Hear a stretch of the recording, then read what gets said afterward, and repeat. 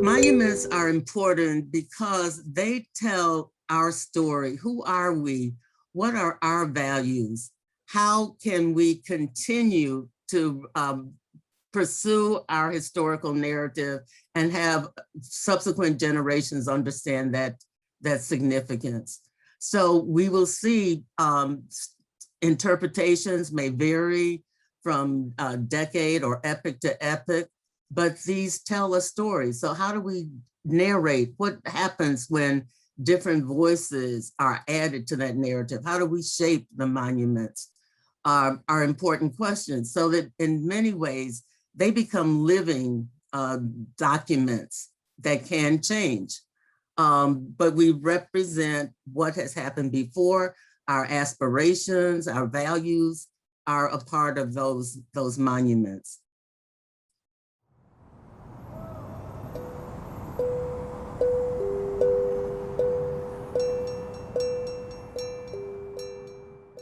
We are building ourselves. We are building a mirror of ourselves, if not an extension of ourselves.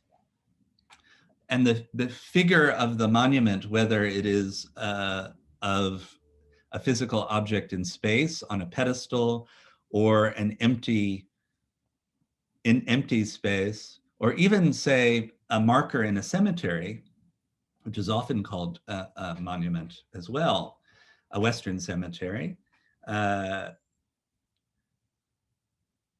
they signify a connectivity that is often not only one-on-one, right, a kind of reciprocity with an individual, but they take on reciprocal meanings with communities and nations even, right? So we build monuments in and of a time. We uphold monuments in and of a time. And we also topple monuments in and of a time. We build monuments as a hope to stand up against the passage of time. We can't stop time. We can't go backwards. We can't hold on to all that we gather in this world, whether they're material possessions or relationships.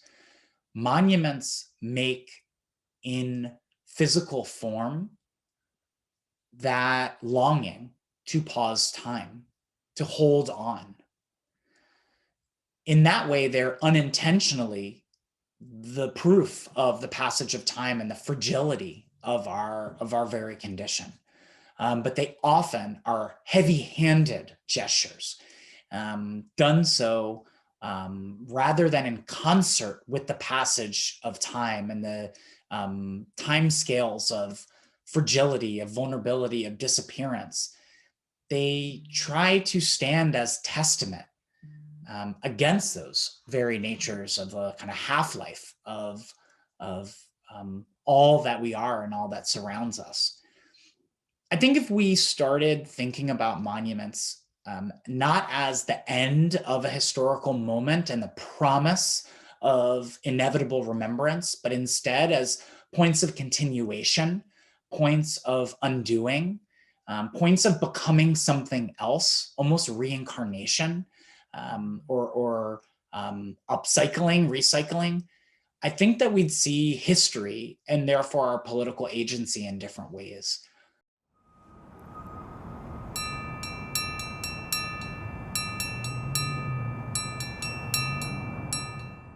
When you look at the street corner monuments and you wonder about those kids and you wonder about the people who built the monuments, and I always think, what love? Because this is a product of love. You will see this community and it looks all dilapidated and run down as misery and pain and the tragedy of death, a young man, unnecessarily taken. But yet, his friends, his loved ones would go through all of this trouble to produce this monument as a way of saying, we don't want you all to forget this person.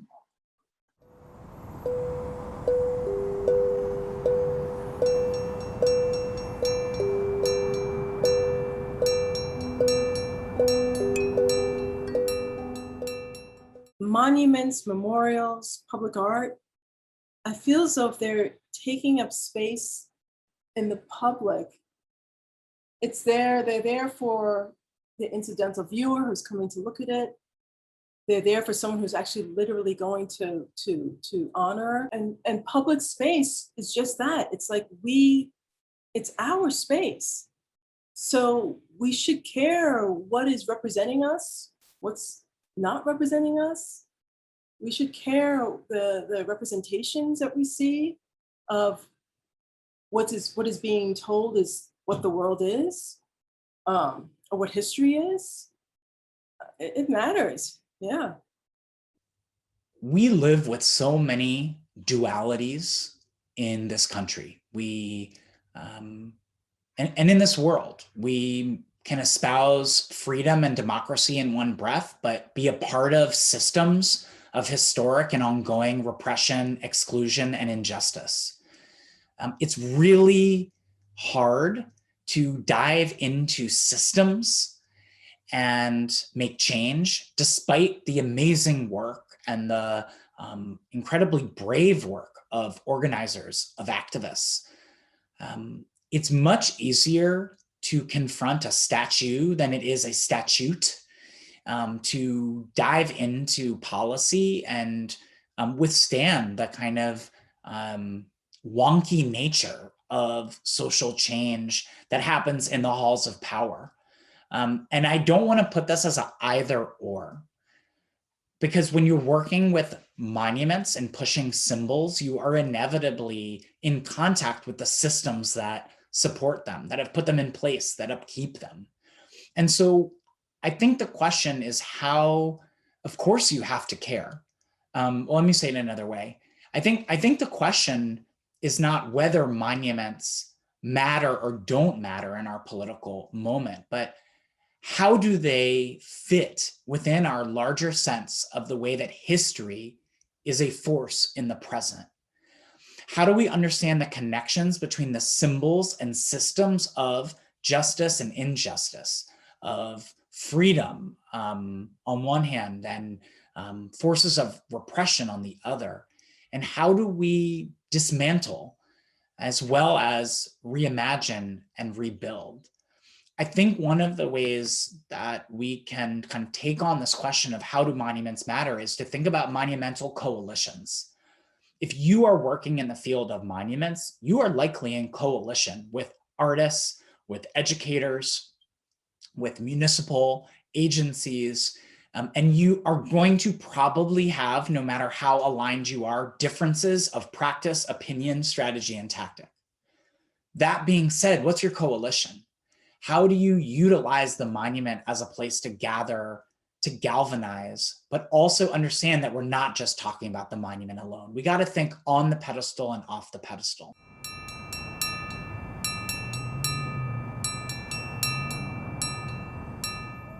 The Confederate monument right now can't really perform neutrally. So it's very political in its performance. Having, folks in North Carolina on UNC campus develop systems of safety in order to pull down the Confederate monument ends up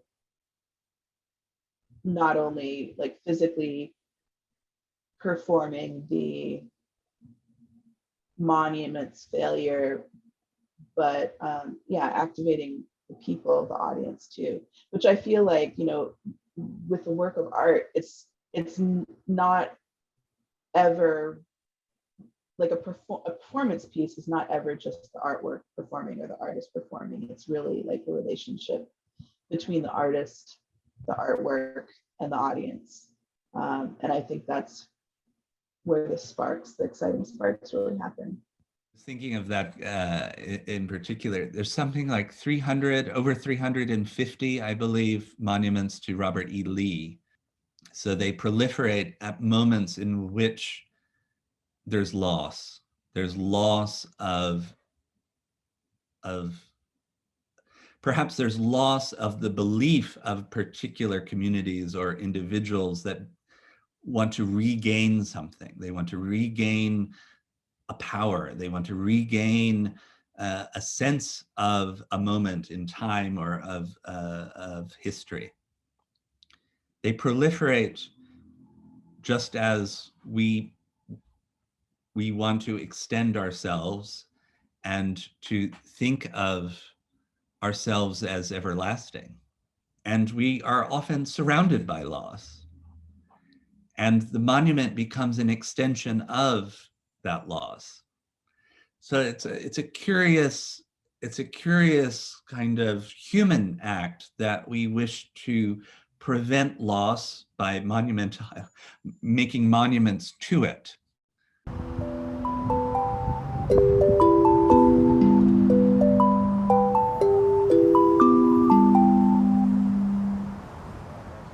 One of the dangers that we have to bear in mind is that monuments can lead us into a very fascistic way of thinking, where we think that we have achieved all that we need to achieve in the past, and that the past needs to be only a continuation of, or the present needs to be only a continuation of what has been achieved in the past. And in that way, it makes us box off our culture, makes our borders impervious to change, and does not allow new ideas in. And so we have to be mindful of that as well.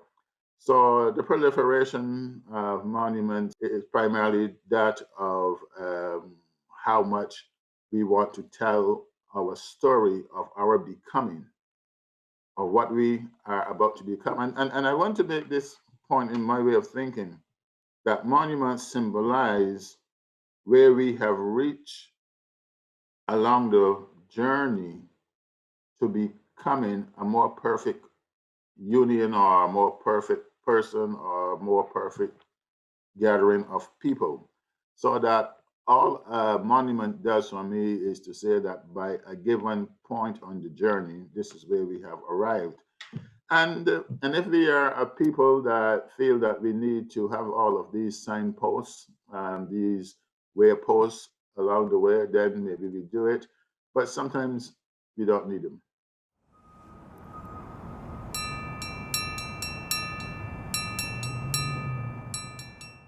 When I personally see a monument, a statuary, an interpretive sign, I'm drawn to it. I'm drawn to it for that teaching moment. I have a desire to learn, like so many other people, about why this is here, right? But in doing so, and through the years, I've recognized that there's so much that's unmarked, right? That because of positions of power and systems of power, that the select people that receive monuments are truly that select, and that so much of history remains unmarked and invisible, or has been softened.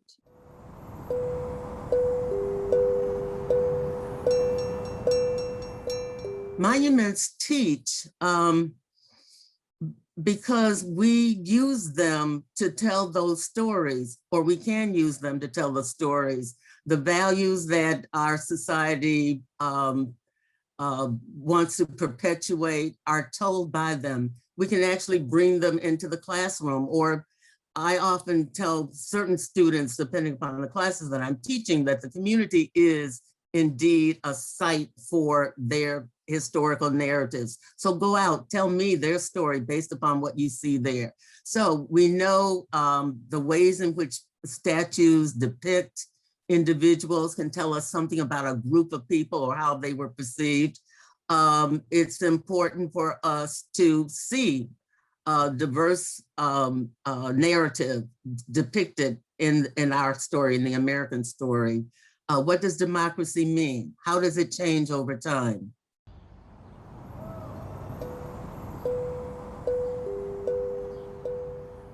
I think of the moment that we're in right now, this historical moment in which compelling arguments are being made for the toppling of certain statues and certain public monuments.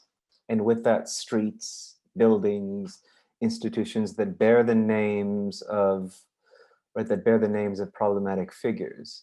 And so I think that in and of itself is the conversation, right? This is how they teach, is the extent to which they become a site of contestation. But I think ultimately monuments teach by virtue of the key question that I hope they raise, which is, to what extent are they necessary? Are we simply creating forms that are going to be toppled in 50 years when the values invariably, when the political culture of an environment invariably changes? I think so. That question is, that question of what do we need to monumentalize? Do we need to monumentalize? Is the larger lesson that I hope monuments teach us.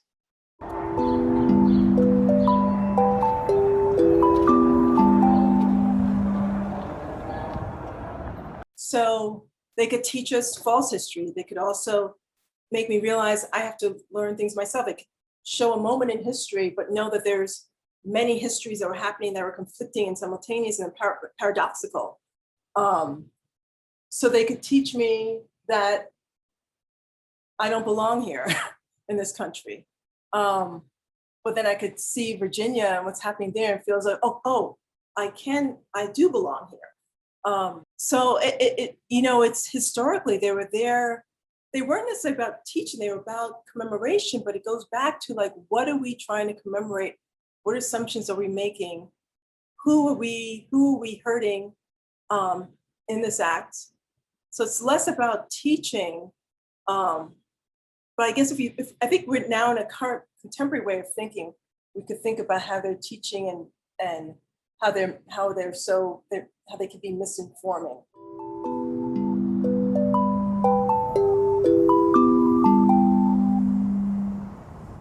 I don't think they teach. I think that they're propaganda. I think that monuments are really forms of popularizing a particular public's idea of the world. And so in that sense, they are not history. They are a biased view of history that we allow for many groups to proliferate in our publics. And I think we have a healthy discourse when more than one group is producing a monument, and more than one group is producing a monument about specific ideas or specific moments in our history. And so in the old sense, the kind of equestrian structure with the man seated on the horse, and he's a general, and he's commemorating a very elevated, noble sensibility of what our nation is. It's teaching us silently, who do we think is most capable of being a leader? Who do we think is most capable of representing the nation state? And what kinds of jobs, occupations, lineages, and pedigrees are the most respected within our society. And so in that sense, those who are in sculpture, those artists who engage in sculpture and installation art, there's a conversation of pluralizing that kind of notion. But I think in the best cases, a monument teaches us to question, not teaches us in a form of conditioning or disciplining of these are the standards that you must live up to, but actually making us look at something that we thought we knew a little bit longer, to interrogate it and to think of it again. And in that sense, then, if you find a monument and you don't quite know what it means, or it feels a little uncanny in terms of the elements involved, but how they come together, I think those are the most exciting and most engaging monuments. Those are ones that I want to continue to go back to and revisit, because they teach me how to think about the world and to expect that is something that a monument should help us to do.